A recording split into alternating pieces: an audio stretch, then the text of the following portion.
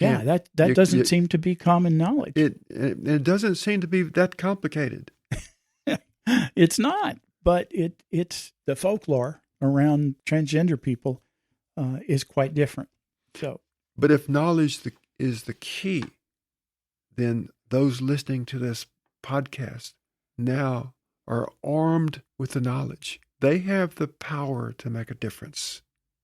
And we're not telling our listeners that everyone has to be a trans activist, whether you're trans or you're an ally. You don't have to be an activist, but you do have to be out there and help to normalize transgender people. Take every opportunity you can to show how normal you are. Jeri Ann is in the middle of something right now that puts her in direct contact with thousands of people a day. Isn't that right? That is right, Kelly. A few years ago, I volunteered with the Houston Livestock Show and Rodeo. 35,000 volunteers put on the largest rodeo on the planet, with the largest carnival ever known to man, with nightly performances by mainline entertainers, and that's traditionally a redneck culture. You think? Not an environment that a trans woman would be known to, any trans woman in her right mind would be known to walk into. But, Kelly, I've never been accused of being in my right mind. But it's been a remarkable experience. Oh my gosh! Yeah, what's that been like? You're in this environment, thousands of redneck conservative cowboy. I'm stereotyping here. The Houston Livestock Show and Rodeo draws in tens of thousands of people over its run from a major metropolitan area. But let me elaborate on that. Over 100,000 people every day. Somewhat over 2.5 million people in the 21-day run of the rodeo. Okay. So in your role there, you interact with a lot of these people directly. What's that experience been like? It's completely positive. Maybe I'll get a sidelong look every once in a while, but here's my strategy. I know that you are less likely to get messed with if you are valuable. The more valuable you are, the less likely you are to be harassed. And so I set about to make myself valuable.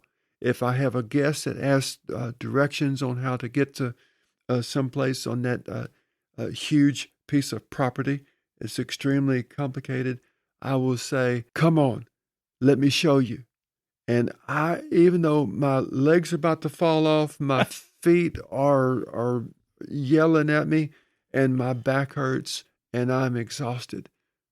So nobody has run away screaming absolutely not when confronted by this giant trans woman. No, and especially my teammates, they seem to respect me, and but it's kind of hard to have a problem with somebody that walked in with 10 dozen cookies for you to enjoy.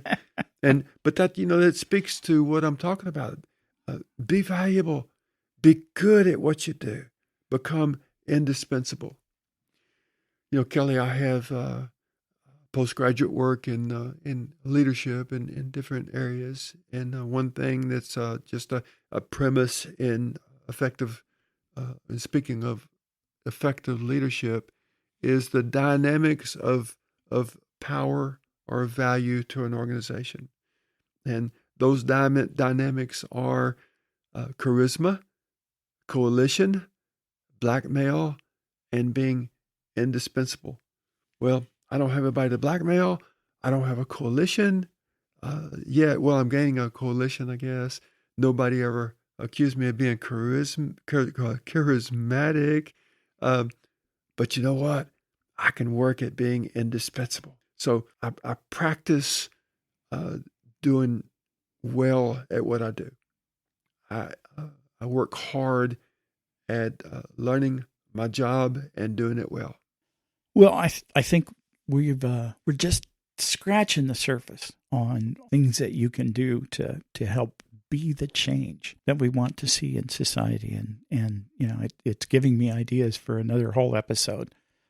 So I'll make some notes here shortly. But just to sum up, it is being out there and letting people see just how not the other we really are. It's that simple. That's right. Yep. Well, thank you again for joining us for episode 2 of Trans Truth.